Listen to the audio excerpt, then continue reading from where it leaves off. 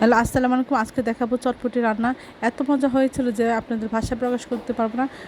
আমরা প্রথম 6টি ডিম সিদ্ধ করে 3টি ডিম এভাবে কুচি কুচি করে কেটে নিয়েছি, আর বাকিটা গ্রেটার দিয়ে গ্রেট করে নিয়েছি। আর হচ্ছে আলু 10-12টা আলু এভাবে সিদ্ধ করে কুচি কুচি করে কেটে নিয়েছি।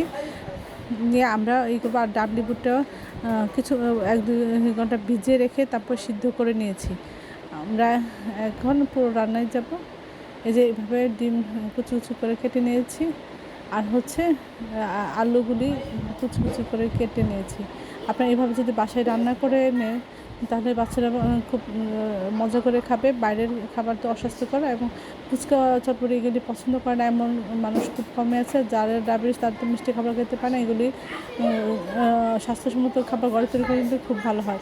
আমরা প্রথমে হচ্ছে পানির মধ্যে পেঁয়াজ, কাঁচামরিচ, লবণ দিয়ে দিয়েছি, তারপরে আলুটা দিয়ে দিয়েছি। বলক ওঠা পর্যন্ত আমরা সিদ্ধ করবো। এখানে হচ্ছে ওই যে ডিমটা গ্রেটার দিয়ে গ্রেট করে নিয়েছি। তেঁতুলগুলো পানিতে ভিজিয়ে নরম করে তারপরে হচ্ছে তেঁতুলের রস করে নিয়েছি। বারবার এখন আমরা ডাবলি বুটটা সিদ্ধ ডাবলি বুটটা এর মধ্যে দিয়ে দিলাম, আর তেঁতুলটা এভাবে ছেঁকে নিয়ে একটা একটা রস তৈরি করে নিলাম। এই যে তারপর আমরা কিছুটা তেঁতুলের রস আমরা এই ইয়ার মধ্যে বুটের মধ্যে দিয়ে দিলাম। আমরা যেটা আমি তেঁতুল খাবো সেটা প্রসেসিং করতেছি। একটু লবণ, 5 চামচ হচ্ছে চিনি, তারপরে 1 চামচ হচ্ছে মরিচের গুঁড়া, আর কিছুটা 1 প্যাকেট রাঁধুনি চটপটি মশলাতে কিছুটা মশলা দিয়ে আমরা একটা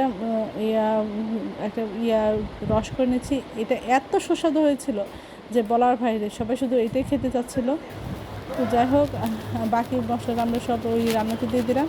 দিয়ে আমরা কিছুক্ষণ রান্না করে বেশি রান্নাটা শেষ, খুবই টেস্ট হয়েছিল। আমরা একটা প্লেটে গরম গরম নিয়ে এর মধ্যে ডিম গ্রেট করে ডিম দিয়েছি, তারপরে এর মধ্যে তেঁতুলের রস দিয়েছি, ফুচকা ভেঙে দিয়েছি, তারপরে এটা খাবার জন্য তৈরি হয়ে গিয়েছে। আপনারা এইভাবে বাসায় তৈরি করে খাবেন, দেখবেন অমৃত স্বাদের একটা হয়েছে। সবাই আমার চ্যানেলটি লাইক, কমেন্ট, শেয়ার দেবেন, সাবস্ক্রাইব করে নেবেন।